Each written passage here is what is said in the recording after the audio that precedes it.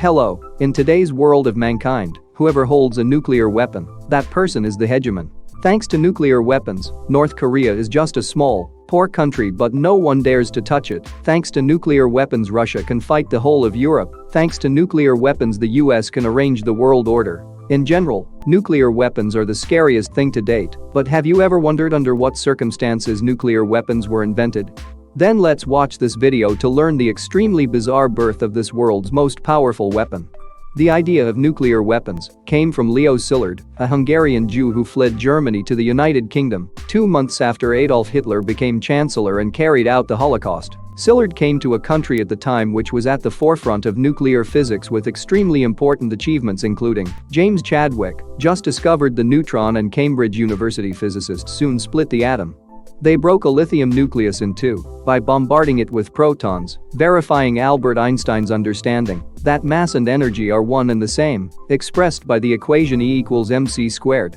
And Szilard's idea was born based on this groundbreaking experiment. He reasoned, if we can find an atom split by a neutron, and the process emits 2 or more neutrons, then the mass of this element will give off a large amount of energy, and if a chain reaction occurs it will generate a huge amount of energy, and that thing is the atomic bomb we know today. Szilard tried to pursue this idea but failed. It was not until 1938 that a breakthrough occurred in the Nazi capital Berlin, where German physicists Otto Hahn and Fritz Strassmann bombarded uranium atoms with neutrons. When they analyzed the fragments, they were shocked to find traces of the new lighter element. After clarifying, scientists understood that, after bombardment, the uranium nucleus was split into 2 equal parts and called it fission. The next piece of the puzzle was when Italian physicist Enrico Fermi, who had also fled Nazi Germany and was working at Columbia University in Newark, discovered uranium fission has liberated secondary neutrons needed to carry out a chain reaction, just as Szilard had in mind. And then Fermi and Szilard worked together on research. They calculated that 1 kilogram of uranium would produce the same energy as 20,000 tons of TNT, which made Szilard see the prospect of nuclear war. He said, "There's no doubt in my mind that the world is moving toward grief." However, others were skeptical. It was in 1939 that Danish physicist Niels Bohr, who was actively helping German scientists escape the Nazis, threw a bucket of cold water on Szilard's head. He pointed out, uranium-238, isotope that makes up 99.3% of uranium in nature, will not be able to emit secondary neutrons. Only a very rare isotope of uranium, uranium-235, can split this way, so there won't be enough uranium-235 to bomb making. However, Szilard still believed that a chain reaction was possible and feared that the Nazis would know it too. He consulted with Hungarian leaders. They agreed that Einstein would be the best person to alert US President Franklin Roosevelt to the danger. Einstein's famous letter was sent shortly after the outbreak of war in Europe, but the president was not interested.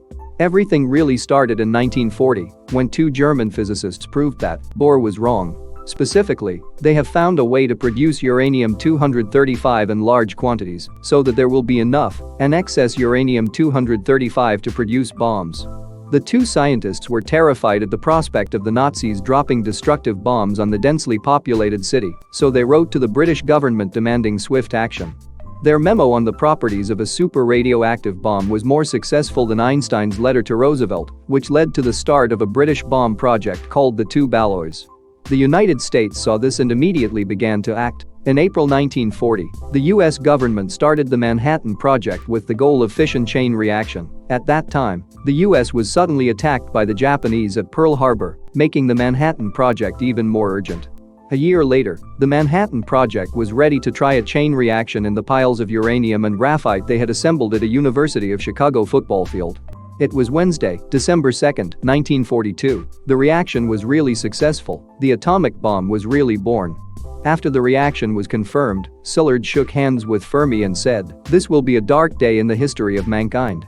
For the next 4 years, the United States, Great Britain, and Canada poured great resources into the Manhattan Project. Two Balloys continued for a while, but was eventually incorporated into the American project, and Nazi Germany also initiated a nuclear weapons program, but made little progress.